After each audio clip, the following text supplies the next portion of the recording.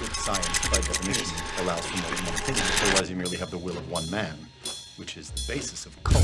If it's not in frame, it doesn't exist. I'm as mad as hell, and I'm not gonna take this anymore! I'm funny how? I mean funny like I'm a clown, an illusion? Where you been? Drunk.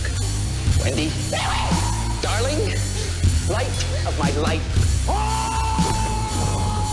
What is your one purpose in life? To explode, of course. I like death with sex. How about you, Casey? You like sex with death? Yeah, so fuck up and die. What's up? Yep. I don't know. I can't. Yeah, I know. What So- is it so funny? We were literally just talking for like a half an hour before. We could It's not. almost been an hour. We could not shut the fuck up for like an hour straight talking about fucking For the like big an sleep hour straight. and like all this shit. And then Yeah. just now was probably the longest silence we've had in the whole time. They came on and it was like the producer was like, "All right, guys, action." And we're like, I'll cut in after that. So Yeah. I'll cut in somewhere. This is the Cult of Cinema Knowledge podcast. We're talking now. That's Jordan. I'm Levi. What's up? we're in a brand new Sup? month. What's up, Yeah, everybody? we're- How you doing? Saturated, just like the films we're watching, deep in animation month now, which is fun because we mentioned this briefly before, but so this podcast and this film club, Cult of Cinema Knowledge, if you're listening and you're here, we love you. But you may or may not know our humble beginnings. We just started it for fun like 7 years ago. And it was just like us and like a couple friends. And we literally picked movies out of a piece of paper and a hat. And but we were like, let's do themes, let's pick movies and like force ourselves to watch it. And that's when we started the Reddit, and that's where it started. And literally Cult of Cinema Knowledge was just an acronym for cock, which we thought was goofy and funny. Which is great. And that stuck, obviously. So, but the first month we ever did was animation back in the day, but we obviously haven't really done it. So we're like, it's such a big category that I'm still overwhelmed by it. But we're back into it, and I love it. I love animation. Our deliberation too before we like decided on anything. It's like we're behind the peek behind the curtain here. We're fast and loose with this podcast. We're like we don't have producers telling us what to do for reals. No, it's You know, all scripted. I make It's Levi all scripted. Levi does all the work, and I just show up, and I'm this like the little princess here that gets to talk. But we're having a discussion about what frickin' animation movies we should do this month. And I was like thinking like, oh, it'd be cool to do like a week, every genre. You got the 2D, and you got the stop motion, and you got the other 3D, and you got all the, like whatever. Anime or whatever. Animation. But then we were like, each week you need to do like 60 movies. Like, there's so many. There's so many. There's so many animations. And it's cool to like this kind of be. It's a cool like problem to have. It is. It a cool also problem. is. Yeah. It's overwhelming. Yeah. It's a cool problem to have. So I don't know how we're gonna go with that. I'm gonna just fill out with my gut based on what we watch. I think kind of and narrow it that way. Because it's like the first couple movies I did were all animation, and of course this week's movie was The Road to El Dorado, which I'm actually kind of surprised that won over like Iron Giant. Iron Giant. I was hella surprised. Iron Giant didn't get very much love. Iron Giant wasn't even second place. Lord of the Rings animation was second place, which I know, which is wild. You freaking rotoscoped like creeps out there. Yeah. you dirty freaks who want the rotoscoped Lord of the Rings, which I wish to God we watched. I know. So good. We'll get our chance. We're gonna. We talked about before. We've been kind of coming. We were big sci-fi guys originally, but we've been kind of dipping our toes a little bit deeper into more fantasy stuff. Yeah. So maybe we'll come back to that. Yeah, I'm definitely. And I epic remember fantasy. watching that Lord of the Rings Same. as a child. Like, I wanted to watch it for nostalgia purposes, but this was also very nostalgic for me as well. And which is crazy because it's such a like it's the year 2000, but yet it does feel it's so different. Like watching interviews with them, like in the contemporary times doing their interview. Yeah. I'm just like, God, this looks ancient. Right, seriously. But the animation holds up. So I'm really excited good. about that. Other than like the 3D, but you could tell that they're like kind of dabbling in that with like the water effects and stuff. But it's cool that they did that. You know what I mean? they're kind of experimenting because this movie it's DreamWorks. It's DreamWorks like bread and butter. We'll talk a this little bit about movie's that. lost in the shuffle. We talked about it in.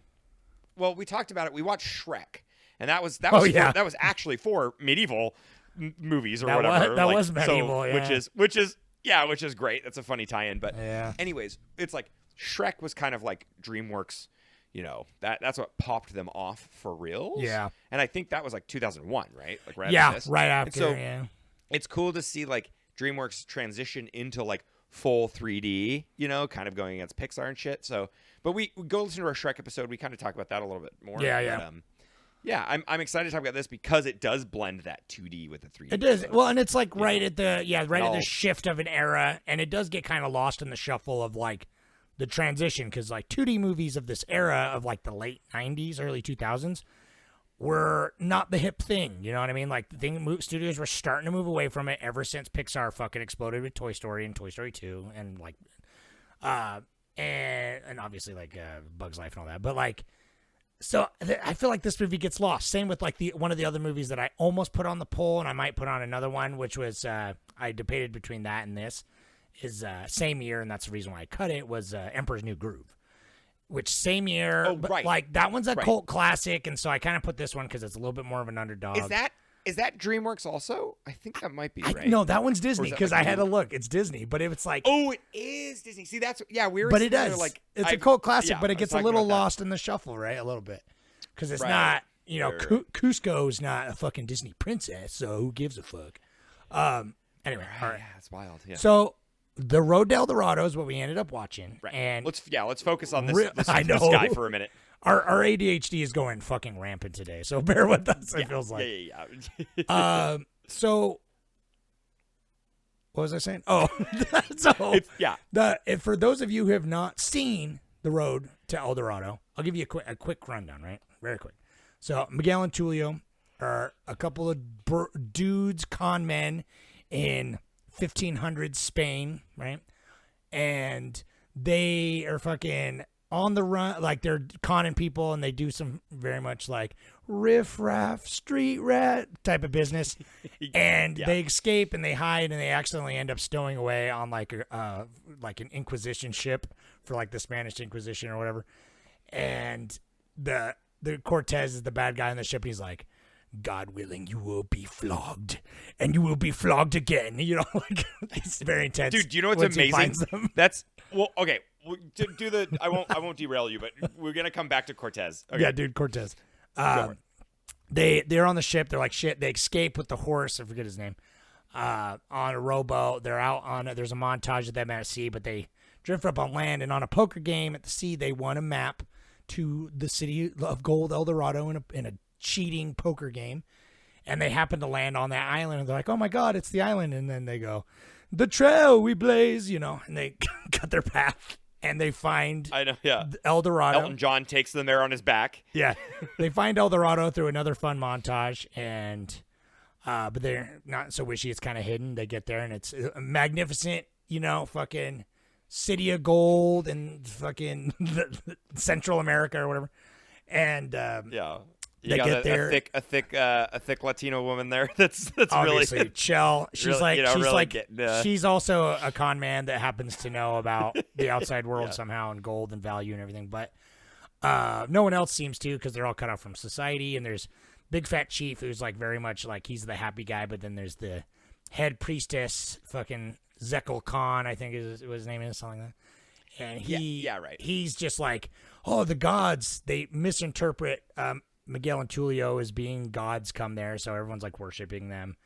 And obviously they're a couple con men, so they play really into it. And Chell, this Rosie Perez, right? It's like, hey, basically they rotoscoped Rosie Perez, and I'm with you guys. I'll help you con these guys together, and we'll get all the gold, and we'll get out of here together, right? So most of the chunk of the movie is them playing up to being gods and getting worshipped and trying to figure out how to get out of there with the gold and all this, and being a couple goofballs. Meanwhile, the chief is like, oh, let's be like chill, dude. And then Zekel Khan's like, no, let's sacrifice people. But he's like the other antagonist, and so they're like, no, we don't do that, and they're like, wait, I thought the gods loved sacrifices. What the fuck? It's not what my book says. And so eventually he finds out after Miguel gets all high and mighty, and then fucking Tulio gets his dick sucked by Shell. It's like he finds out like Miguel gets his head scratched, and he's like, gods don't bleed, but they fucking he like does a magic ritual, and a giant jaguar stone comes to life, attacks the city, but they end up thwarting it down to the giant whirlpool, and Zekko Khan gets knocked down the whirlpool too, and fucking God, you know what I just realized? All right, hold on, I'll get to it because he gets sucked out, and he gets found by Cortez on the outside of the city, and he's like, I will lead you to the city because you're the real cutthroat. You're the real gods that I want to see. He thinks he's like that. These are the real gods. Meanwhile, Miguel and Tulio, Miguel wants to stay, and then they have like kind of a friction at the down point of a classical any movie where they're like, oh, they're mad at each other, but they have to come together. And when they find out that the Inquisition's coming, and so they're like, we got to get out of here with the gold, and also try and like block the city off so people don't know that it's here, and they don't actually find it. And so they go, and Miguel was going to stay, but then he decides not to last minute so he can help them, but it was like he jumps up. And I just remembered, that's what I was saying a second ago, I did not watch the last 5 minutes of this movie. I had 5 minutes left, but then I was like, I had to do something with my kids, and I never finished it. But well, let me. If my memory serves, you do it. I ended right after the pillar, like right when the pillars fell, and if my memory serves, like they get out, and Cruz or whatever comes with Zekko Khan, and it's just like a cave in, and so he's like, no, it's nothing. He's like, oh well, that's not good for you, boy. We're gonna fucking whip you or whatever. He decides because he's a fucking crazy Spanish Inquisition guy, and they leave, and they're like, no, we don't have any gold, but then they have a little bit of gold, which is like, we had an adventure and we did come out a little on top. Is that how it ends? That's how I remember it ending. That's how you remember it? No. So they actually don't end up with any gold, which is really nice. Oh, I thought they had. I thought they had like, I guess. Yeah. Okay. I thought they had some gold. I don't know. I know. I picture it in my mind as like them holding up like a gold plate or some shit, and so. Yeah. But it's just like it literally is like he like taps on the rocks, and Cortez is like sees him, like Zekko Khan, like sees him, and then like they walk away, and he's like no, and then they peek up behind a rock and wave to Zekko Khan as the group is like the militia's walking away, and he's like no, and then literally the song like, oh my god, what is the word? I'm so bad at remembering dialogue or like lyrics, but it was this like, what is it though, like ancient mystery. Oh yeah, going on an ancient mystery or whatever. What's the? Pretty much, they're all like that. Whatever this. El Dorado. What's this song? El Dorado. It's tough to be a god. Yeah, no, like we're going on antique. We're going on an antique mystery or something. Oh, yeah. I think it is like an antique adventure or something. But anyways, that's literally it. They get on the horse, like the horse is named High. But I can't. It's like high in Spanish, and I can't remember what it is, so it doesn't matter. Pablo. But they get on him, and he neighs off, and they run away, and Shell's like, "Come on, dummies!" And they're all like, "Off to adventure." Dude, what do you think they're gonna do to Zekko Khan, man? Dude, they're gonna fucking just fucking beat Zekko him Khan's to death and leave him in the jungle. He's gonna. No, dude, he's literally gonna be on a raft with a bunch of monkeys, and they're gonna come. They're gonna like take his flesh off, dude. The entire time. So I have to just get this out of there real quick. It's like so Cortez, who is such a like, he's like criminally underrated in this. Like, I wish that he was used man. more. Yeah, he's so underused. Underused. That's what I mean. Like, I wish that he was the I thought, dude. Okay, so watching this movie, I've seen this movie before. Let's get that out of the way. You've seen this movie before, obviously. I know you have. I've seen this movie a ton of times. Goddamn American. But it's like I've seen this movie a ton of times too, growing up. And yeah, growing up. I don't know, probably typically like two or three, right? Yeah, I haven't seen this movie in like 20 years, and so. But I've probably seen it like 4 or 5 times. But I misremembered like 90% of this movie. Like I didn't like them getting to El Dorado happens really fast. I don't remember it being. I mean, this movie's pretty short and tight, anyways. But they get to El Dorado really fast. But I swear to God, I thought Cortez was the final act villain. I don't remember it being Zekel Khan's giant leopard or whatever, the giant like stone thing being the thing that like destroyed the city. And that happens weirdly early too, because it's like, and then there's like a lot of aftermath. It's like not even a climax, because then it builds up. They're like teamed together, and then nothing really comes of it. Yeah, right. And it's like, and then they're celebrated, and that's when the falling action of the two heroes happens. Like that's when they split up, because they have their own difference. And so it's like, it's just one of those things where I was like, wow, I did not remember it happening like this. And like you said, do you know what I thought? I swear to God, this must be in a different movie. I swear they took a bunch of gold with them, and when they got outside of the limits of El Dorado, it like decayed and it melted into like sand. Is that from Aladdin? Yeah, dude, I think I'm pretty sure that's Aladdin. Yeah, is it Aladdin when he gets the gold and it like melts into sand again? Yeah, that's Aladdin. Shit. Okay, I was like, dude. So like, I don't watch many of these, and my brain is like, I mean, I've like. Well, I think the biggest difference mush. too, it's like you grew up. I mean, you have siblings, but they weren't born until you were an adult. And so you grew up like a single child, and so you probably watched like movies as a kid, and then when you outgrew them, you were done. I'm the oldest of 10, so I was constantly watching kids' movies when I was maybe a little too old to care about them, because it's like Road to El Dorado. I watched it when it came out. I thought it was a lot of fun, but I then watched it a lot more on VHS, more than I would have, just because my little brother wanted to watch it all the time.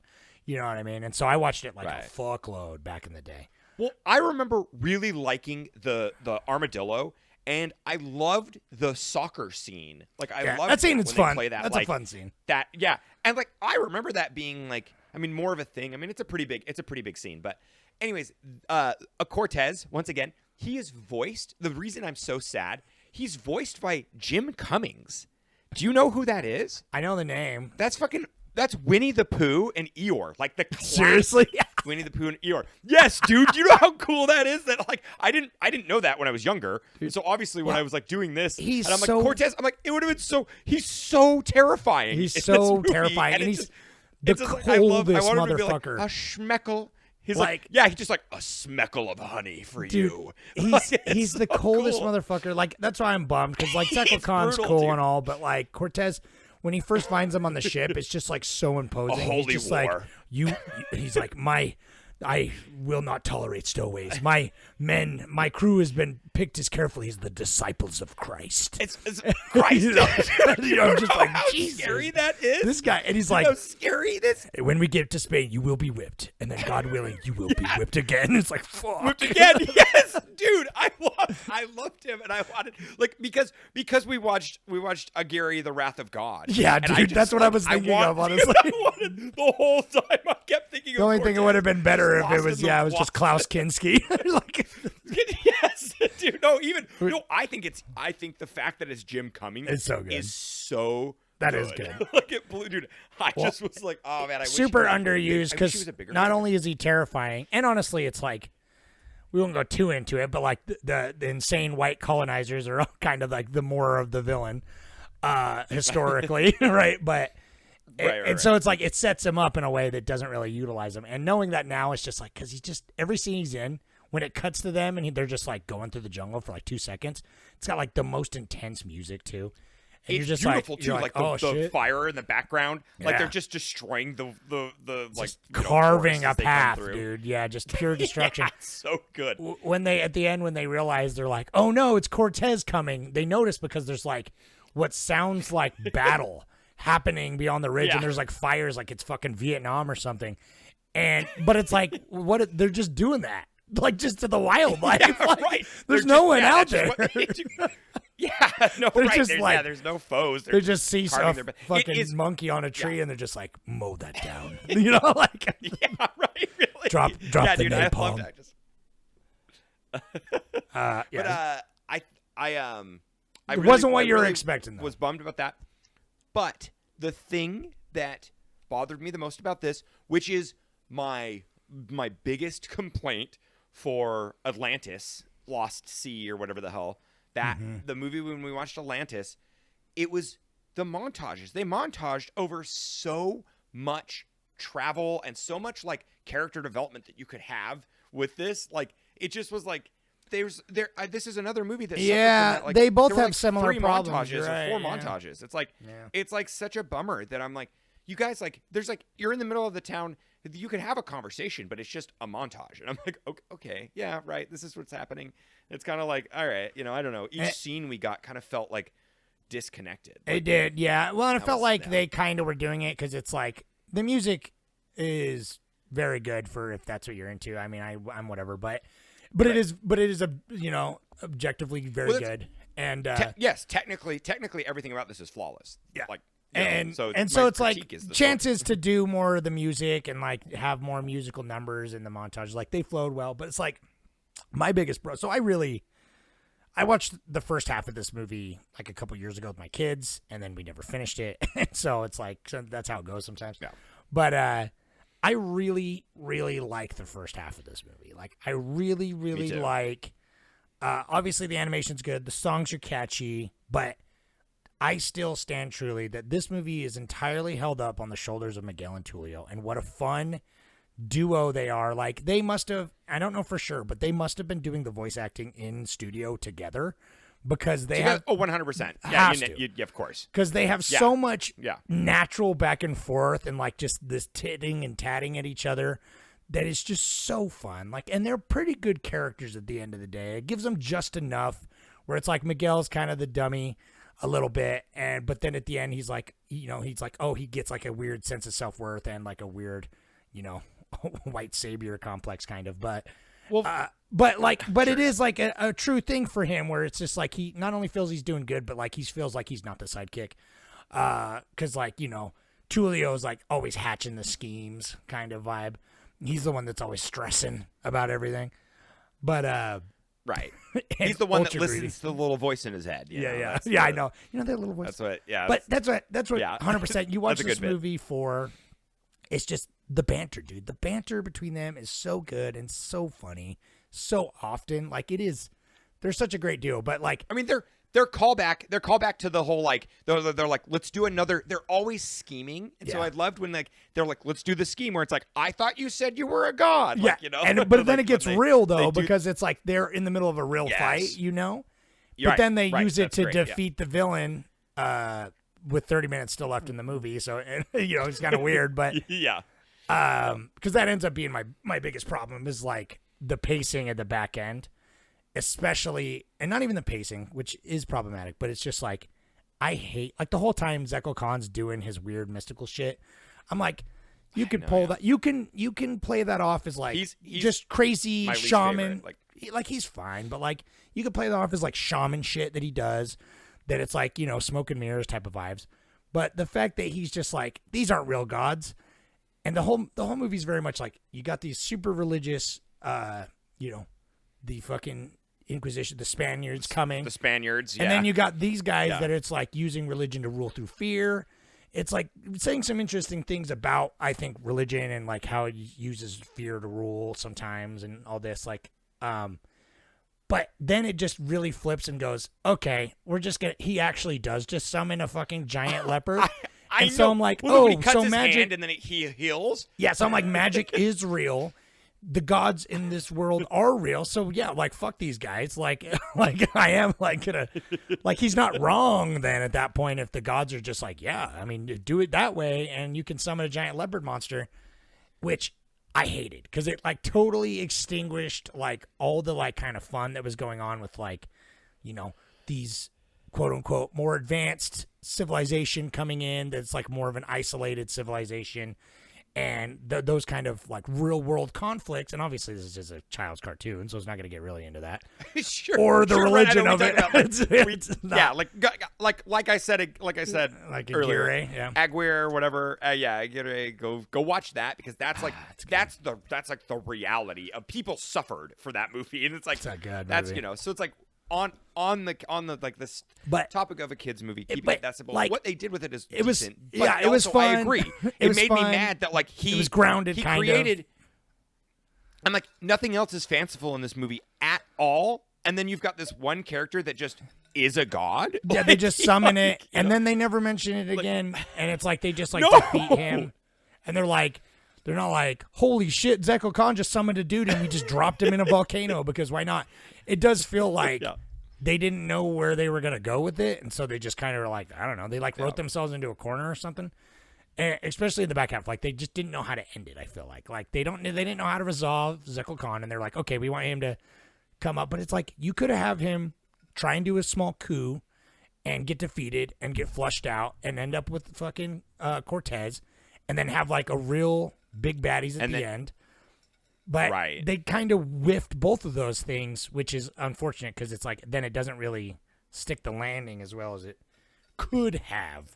Especially since it's like structurally, like the pacing and the structure really falls off in the last like 30, 40 minutes, which is too bad. I mean, it doesn't take away from it too much because I still think like the first hour is really good. Right. But... It just, I agree. It's like we want a movie that can be tight and that can be like perfect. And this is a film that's like honestly pretty close to that. Like in it, like what it does, it's like it's right there. But yeah, it just kind of fumbles. A few tweaks, which is hard. Like, yeah. Ending a movie is tough, and so I totally, I sympathize, and it's like, the strengths that this movie has, like lay heavy on the 2D because this is like we're watching this film, I really do. I mean, it's complete old head nostalgia. I'm at the age now where I'm like I'm really fucking sick and tired of seeing like 3D animation and like it even as good as it looks, like Puss in Boots looks amazing, the newest one. Mm-hmm. But I'm just like, I don't know. I'm like watching this film. I'm like, God, the 2D is so cool. It's like the animation in it feels weighty. It feels, I don't know, it's better. It's and weighty. Even when they do 3D, the mix together, and that's where, and then like, just let me finish here. Once you get to like Klaus. Remember that when we want or Krinkle or what the fuck is that? Yeah, oh my Klaus. gosh, is it Klaus? Right, yeah. Klaus. And so Klaus is best of both worlds. Honestly, it's like it's like fully 2D handmade, and then they like enhance it with like 3D. They like punch it up, and so it has that mix. And then you have like go listen to that episode, the Spider-Verse. Yeah. So yeah, right. And we did Klaus. We did Klaus, and we did Spider. We never have Spider-Man. Yeah, no. we did that. Oh no, we haven't done it yet. Oh no. shit, yeah. But anyways, so we've extensively talked about it. I think we might have done a bonus episode. Oh about yeah, just, like our thoughts about it. We did do a bonus episode, so you can go listen to that if you're a Patreon. I think, we did when go to Patreon when the newest one came out, Across the Spider-Verse. We did Patreon. Right, we talked about both. Yeah, because that is. I mean, that's clearly like the pinnacle. It's like the most expensive animated film ever. Well, right, made. it's not, and rightfully so. It has all of every trope has it in all. Every like style is in it. Yeah. Well, because every that's style, the thing. and like it's perfect. But like my point is, this 2D looked amazing, and it is nostalgia trip. But I'm like, God, that was like the thing about it that I'm just like, I love the animation in this. And like, it really is good because it's like it does feel detailed, and it's like you said, it's weightier because it's like. I don't know what it is, but and like we've said this before, where it's like if you use a tool right, you know what I mean? Because obviously there's some 3D for like some of the gold and the water and stuff, but it's utilized well, it's mixed well as a tool to make their lives easier because animating a bunch of because there's a ton of water in this, and so it makes sense, and it's only noticeable a couple times really. I know, and by this time, water looked great. Water sims were this totally stage great. of time. Yeah. But their facial animations and stuff were so expressive, dude. It's like so, they really brought these characters because nowadays they would just like mocap it, you know what I mean, or something, and just like have them do their things and then just attach it to some wacky character or whatever. But it's like these characters, like again, like that's what brings this whole movie forward. Like the setting is very cool. The villains, unrealized but cool. Everything is pretty cool. The songs are good. The animation is top shelf. But for me, it's like these characters and these voice actors, bring these characters to life so much. But it's like not just the dynamic of the script or the acting, but the animation. It's like they do such a good job with these characters' own body language, and like when they're doing that, like the football scene. Like there's so many scenes where they're just like acting like they have such the goofy faces. and like such like expressives that like fit their character and their vibe. But it's like when they're doing the football scene and they're so tired, they're just like leaning on each other trying to chase the ball, all slow. And they're just like losing. It's so good. It's good. I don't know. Like, yeah, I feel like an old fuddy-duddy too when I'm like, back in my day when they had to draw it by hand, you know what I mean? Well, Instead of AI When it's just they dreaming it drew up. like, you know, like- yeah. I mean, and that kind of is, that kind of is like the thing. It's like as good as like Moana looks, I feel like 2D enhanced with like 3D is just, it just looks, I don't know, it just looks better. And like, but I mean that's like, I mean, honestly though, that's like the tough thing. I like either the animation, I can forgive animation if the story is super tight and it's amazing, and it's like that is like, so that's fine with me. It doesn't matter how good the animation is necessarily, but it's just like, I don't know this, and I'm more forgiving on a bad story if the animation's cool to look at and if the characters are fun, because this had like a lot of like they were very like swashbuckling, and they had the Rosencrantz and Guildenstern style like they would just I kind of wish that they leaned a little heavier into them, kind of like musing more about their existence, but they were more like they were kind of two-dimensional characters, no pun intended, but because they were just very like, we want gold and adventure, and that's it, and that's like, and they didn't really change. There was no character development. They just continued to go on adventures. I and thought they looked for gold. I thought they changed a little bit, and that was not a lot. I don't know, man. Just enough. Miguel for sure, dude. I don't think they needed. Miguel for sure had to change when he realized it's like, oh, I finally belong. Like, maybe I'm reading into it because it's like subtle. He could settle down. He could settle down. But I get it, like, and like he wants to stay. He's like feeling like this other shit. Like he's like got these resentments that it's like, I feel like they're subtle. They're not like super spelled out. Which because of that, I might be reading into it a little bit. But like, I do feel like he's not like super complex, but it's just like there's more there than you would normally expect of just like a wacky, dumb character. Like he's got a little bit more going on. And it's just like Tulio's problem was he's just always blinded by like material things and stuff. So he's like obviously just greed, and that turns to fucking Chell's thick ass. You know what I mean? Then it's like, well, right, exactly. Another kind of like vice of his is just like, he's like, oh, it's like, I don't know. His growth is just whatever. It's his is not much. No, except. Yeah. His is his heart gets softened a little bit because first he's just in lust, and then and then it's actually true love or whatever. Because it's a kid's movie, so he can't just be like stuffing her or whatever. Yeah, hit it and quit it. Yeah. Even though, dude, and it's like I see that pop up on like Reddit every now and again where it's just like that shot where they're like getting all sexy and he's like massaging her, and then it goes to Miguel having an adventure montage, and then it cuts back and she like whips her head up from his crotch. Like you've seen that before. Yeah. It's so fast that it's just like you blink and you miss it, but it's like I've seen it on Reddit and they're like, oh my God, she comes up from his crotch area and everything. But it's just like, I don't know. It's cutesy. It's fun. Stuff like that in this movie. I they're getting away with it. Yeah. And that's the stuff I like. That's like, that's for the adults, Yeah. But it's for the animators even, it's just like so fast. It's just like, yeah, we know what's really going on. Right, but I think that dads in theaters in 2000 be like, yeah, I'd take a bite out of that shell,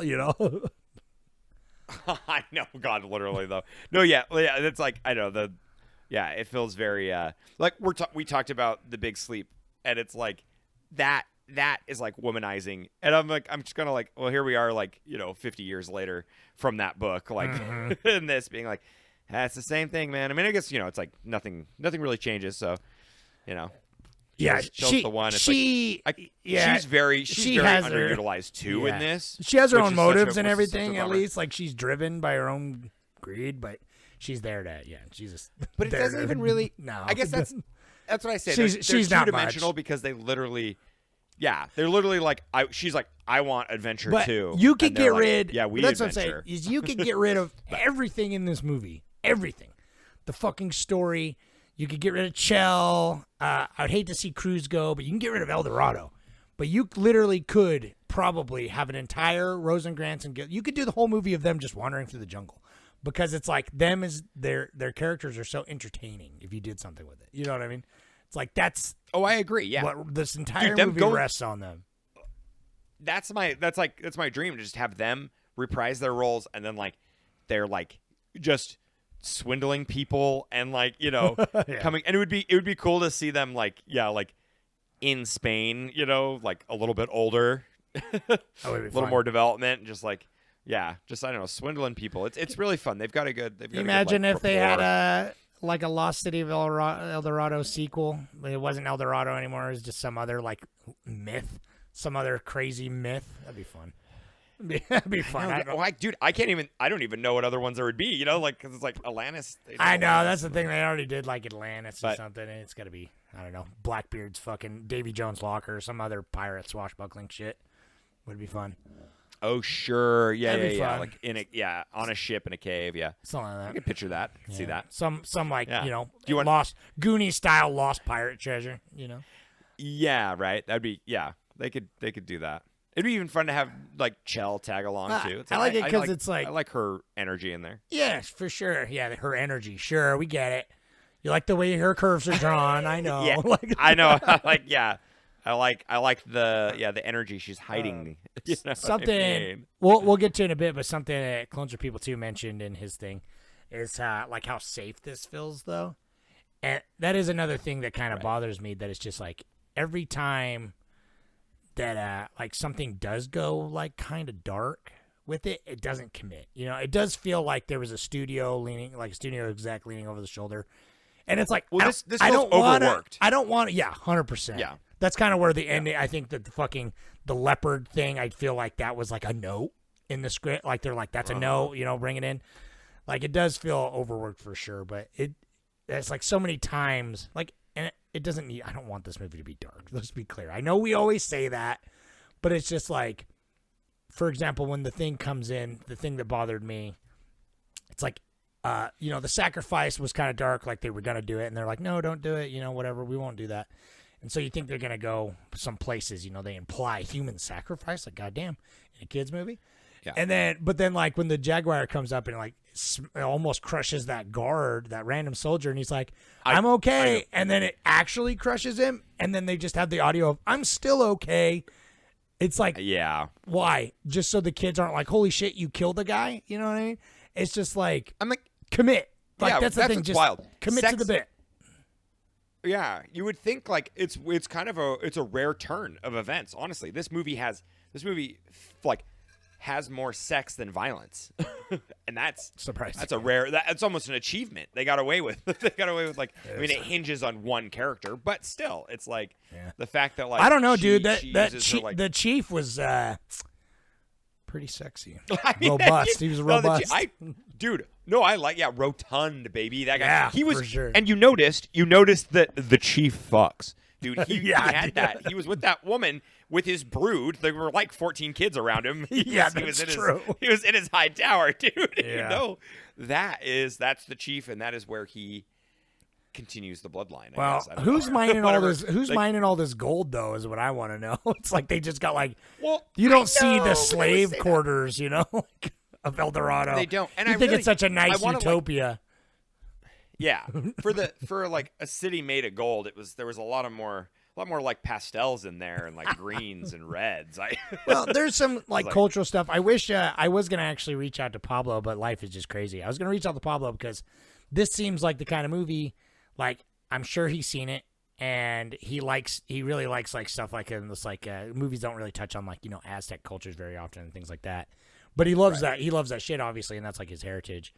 And so I'd be curious to get his take on it. I didn't read it yet, but I think he did comment on the Reddit. So, but I was gonna ask him if I was earlier in the week. I was gonna be like, hey, you should come do this fucking podcast with us so that we don't seem like we're the colonizers. Well, I feel like no. I literally feel like that bit in It's Always Sunny in Philadelphia when he's like, no, the Spaniards went and fucked the Mayans and turned them into Mexicans. That's like, I'm just like, Jesus Christ. That's so, it's funny because it's like they're, you know, colonization is everybody's bag. It's fun reduction. There's a, but it's just like, it's one of it's wild. That's what I was thinking. There are like, I like that this, and I mean, I obviously don't know a ton of the history about it. Obviously, I'm sure there's some extensive history, But like, I'm the, sure, the right. idea of like El Dorado and like the lost city of Z, like being a real city that like early Yes. Spanish explorers like went down Yes. the river, saw this massive, beautiful city, and then like we're like, holy shit, there's just like gold. And then they can never find it again, and they like suspect now with like radar that there's like in like a short decade that like pestilence fucking came or something and like wiped out this whole city, and it's just like buried under the jungle now or whatever, which is fascinating to me. I don't know, like I want more stuff like that, more Lost City stuff, because it's like I don't know, that's just a fun premise for a cartoon. I don't know. It's just a weird.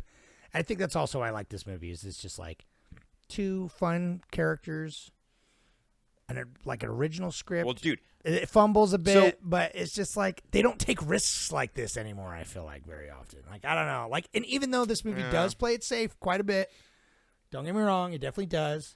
It's still a kid's cartoon and everything, but it's just like It's not a sequel. It's not a spinoff. It's not like I know, but it kind of and it never killed the original IP, obviously. But nothing else came like, of it, just, which it could have. I mean, I guess I'll find out when you do the Money Minute, like how successful this was. But I feel like it was fairly successful. Oh, buddy, No, was it bad? but on the we'll get there. But on the like, this is kind of a slight tangent to throw you off a little bit, but I think it's noteworthy because like the two leads that we got in this, how the charisma that they had is amazing. But would you like if it was Dennis Leary and Jim Carrey? How do you feel about that? It's weird. How do you feel about that? That's weird.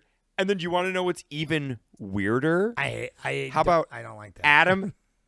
I don't like Dennis Leary or Jim Carrey at all. That like I want it obviously because it's like I would like to see want that Jim table. Carrey 2000 Jim Carrey is too wacky, dude.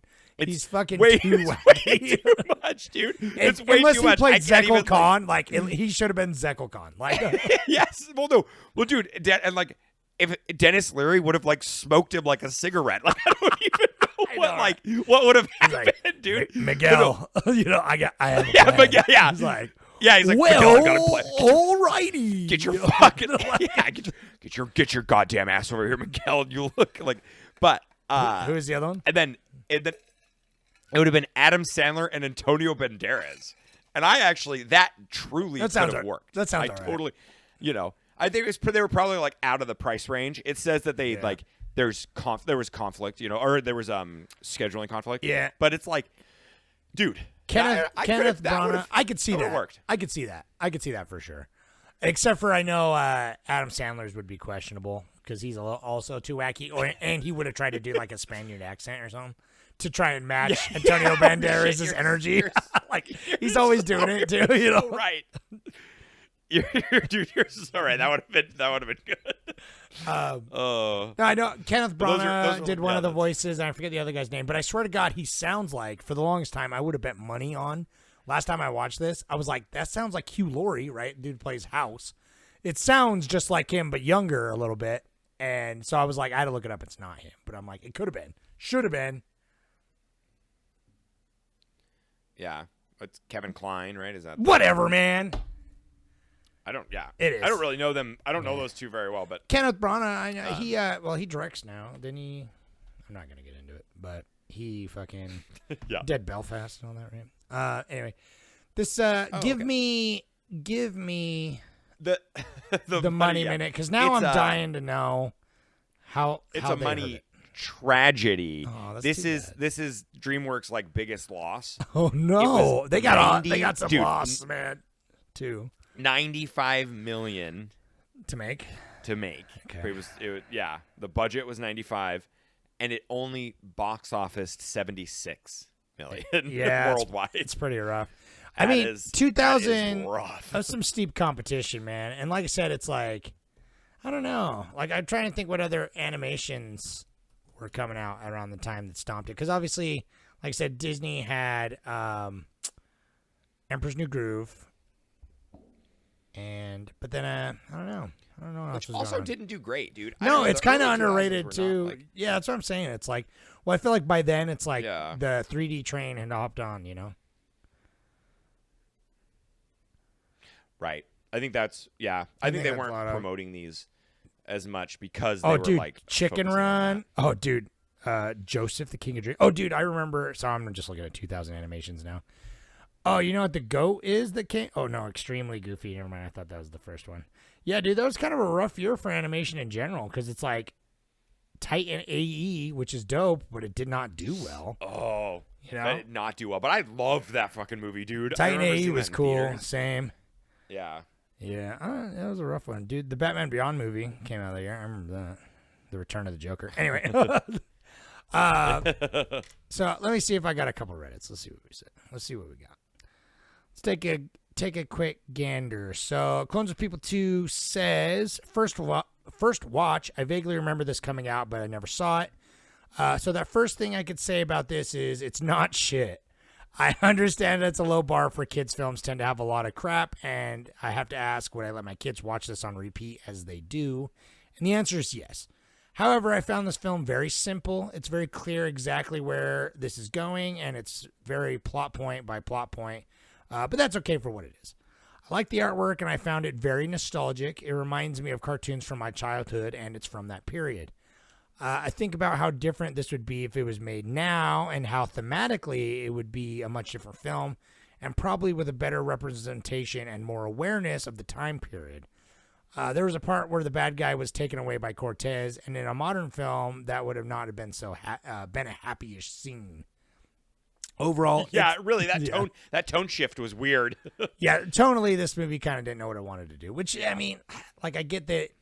I don't know. They do some dark stuff, but then they're like, no, we don't want to do that. But instead of walking a middle ground, they're like, no, it's like kind of whiplash, tonal whiplash sometimes for sure. Anyway, he goes on to say, overall, it's simple and safe, good, but not great, 6 out of 10. Fun fact, the film is inspired by the old Road 2 buddy comedies from the 40s with Bob Hope and Bing Crosby. I haven't seen any of these, but I wonder if they were referenced. Thanks for that. Yeah, I remember hearing about one of those, and I did not know that, but that makes sense. I could see that. We should watch some more Bing Crosby stuff. No, I agree with most of that. I like it a little bit more than he does, but it's just, again, because I love the characters, but it is nostalgia for me, not just because it looks like from that era, but it actually, for me, I watched it a lot as a kid. And so I thought it was like, since I watched it so much as a kid, I'm like, wait, everyone didn't watch it? You telling me this wasn't a box office smash? Like, and they didn't do a direct to VHS sequel like they should have? Yeah, I know, right? Like you would expect, honestly. Yeah, like you'd expect, honestly. Yeah, right? I would have. Anyway. So, yeah, thanks for that, man. And then I got another one from another opponent, and he says, I love this movie. Its soundtrack is great, the characters are great, and the art is great. It took an awesome look into something that is not really explored as much in media, which is the Mesoamerican culture, obviously dramatized. I can't say that. And the beginning of the Spanish conquest of the Americas. It's a fun ride, and I wish we got more of these movies in 2D, since these types of movies from DreamWorks could have picked up where Disney was lacking at the time, with a more of the darker and mature themes that were more of a mix of the brightness of Disney, that were more mature tone of Don Bluth. Yeah, that'd be cool. Unfortunately, this was around the time 2D started to die, but they had some awesome ideas and beautiful animation at the end of the era, like this movie and Sinbad. Yeah, forget about Sinbad. I really wish we got a few more of these movies, and maybe they could have really polished out something fresh and new, instead of relying on the more Disney-isms, which is the only thing holding it back. Yeah, thanks, man. I agree. I agree. Yeah, great. Yeah, great write-up. Don Bluth drop is pretty good, too. Yeah, I wish we would have. I would have, because now I can only do. That's what you got in my head about doing, like, just the themes, and so I had like a ton of them open. But I had some Don Bluth stuff. I was gonna put like Secret and Nim, Yeah. So maybe they'll make it on the future polls. I don't know. It's just such a big. I might have to just skip anime and just do a whole month of anime. Like, I might have to just leave anime out for this month. We should. And just do a whole month of anime, not back to back, but like in a couple months do anime. Might have to do that. We'll see. Okay. Let's keep that. Yeah, no, thanks for that. No, see, now I just want to see like a project that just goes in, and we keep talking about Aguirre, Wrath of God. It's a good movie though, man. I know, but I want to see just, like, that is such a animated good now. movie. I just want to see it animated. Right, or just see that like just rotoscoped that story with that same like passion. I don't know. Yeah. No, it wouldn't work, but it's still like that is something that's not explored too much. But it's like these things are interesting. Like that movie, The Lost City of Z, which is like similar but like a real vibe. I wanted to see that, and that made it on the poll a couple times, but never won. Yeah. So I don't have anything else to say about this movie. Do you? It's good. Right. No, no. I think it's a flawed gem. I forgot to mention something. Kind of a gem. The Lost Project in 1989, they wrote a script called Cortez, and then that got batted around for a really long time. Really? And I'm just like, shit. I'm gonna sleuth it down, and I want to find it and see if it exists. Because, dude, that's pretty much what we're looking for. It was gonna be animated.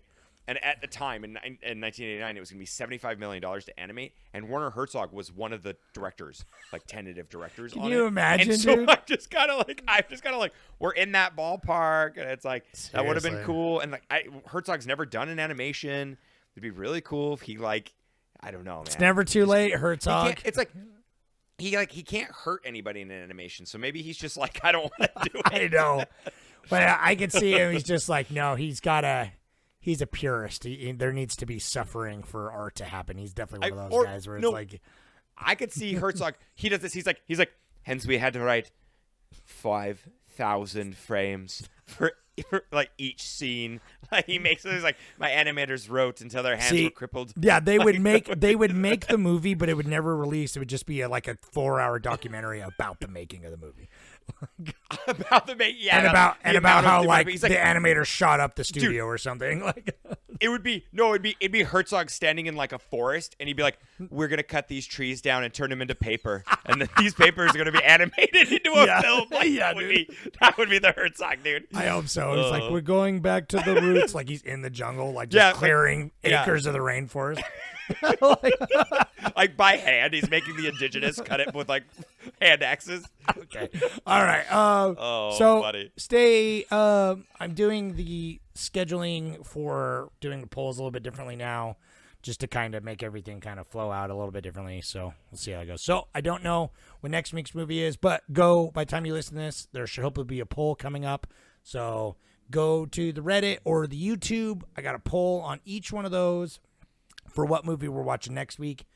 Reddit guys, you rock. YouTube guys have been voting you fucks, so make sure you do both. I love it, dude. Yeah, YouTube. We've been getting a big like a little bit more. YouTube. These guys, well, they're the reason why this movie won. So I hope that a YouTuber that voted for Road to El Dorado is watching now. Hello, thank you. If you haven't commented on what other movies we should add, go do that and then vote on next week. So we'll have more animation coming your way. Maybe not anime, but maybe stop motion. Next week. Right. I think that's yeah. That's a good. Well, now I I feel like I gotta go. I feel like I gotta step away from the kids animation because this is like another opponent says. This is like a little Disney-fied. I know it's DreamWorks. It's not Disney, and maybe we will watch a Disney. Maybe we won't. We'll see what wins. But now I kind of want to do like adult animation. You know what I mean? Like, because it's like I'm such a fucking edgelord that I'm like, now's when we do Spine of Night. Spine of Night, dude. Spine of Night. That's like, or Spire of Night or something. One of those two. I think it's Spine, maybe. Yeah, that's what we gotta do, man. We gotta do like the NC-17. We're gonna do the really like heavy metal. Heavy metal, the really goody stuff. So I don't know. We'll see. We'll see. Yeah. We're just gonna do Wolf House again. So bad guy. I know, literally though, dude. So good. Goodbye. All right. Thanks for listening. Thank you, patrons. You rock. Yep. Checking it all out. So, appreciate you guys. We'll see you at Flop. Bye. Bye.